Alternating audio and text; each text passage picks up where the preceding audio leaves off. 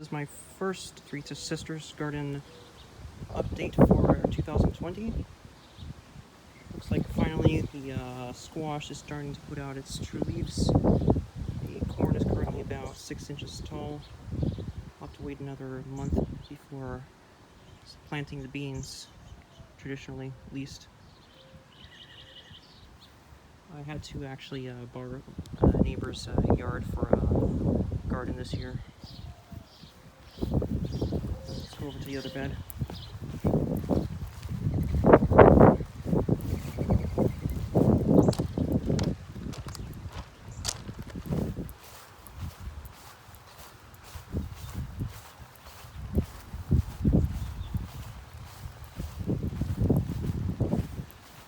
I planted these a few days after the other bed, so they're still a little bit behind.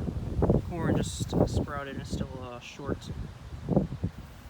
And here are the beans, not the beans, sorry, the squash.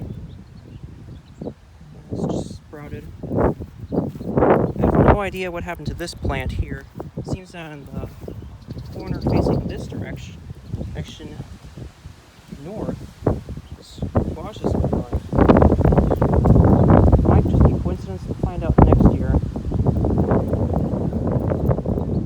Maybe just chances are 1 out of 3 seeds will get eaten.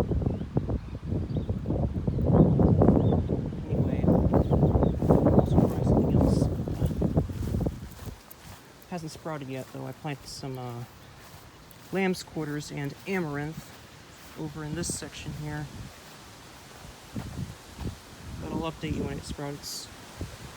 Also, a neighbor lady wanted to grow some, I think they're mung beans, or they might be cowpeas. Sorry for the wind if that affects the audio.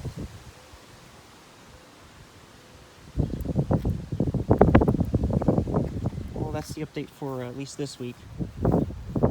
Might create another video in a month if everything starts growing faster. If I understand correctly, Murphy's Law is whatever can grow wrong will grow wrong. Very often applies to gardening. In this case, I took down the fence last night with neighbor's help, and the rabbits ate all of the corn sprouts. I've never actually had rabbits eat corn before, even when I don't have a fence up. So it's a good example of application of Murphy's Law. If you don't expect something to happen, don't expect it to not happen in this case. I'm guessing there just weren't enough green plants around to keep the rabbits occupied. There's also probably way too many rabbits for them not to eat corn. I don't know why they didn't go after the squash though. Maybe the squash is bitter. Well, what I ended up doing is I stuck some more of the popcorn seeds into a cup of water to soak overnight. I'll be planting them again the following day. I should give them a head start. Hopefully it works this time. Although the rabbits haven't gone after this bed, I totally expect them to, so I will at least try to put a fence around the corn here, just so they don't devour this corn too. Again, they didn't go after the squash this time. Don't know why.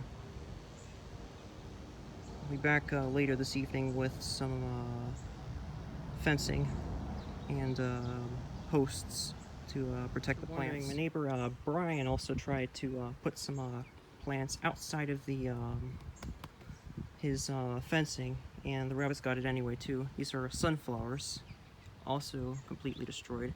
They were transplanted from outside of the fencing. They're completely devoured.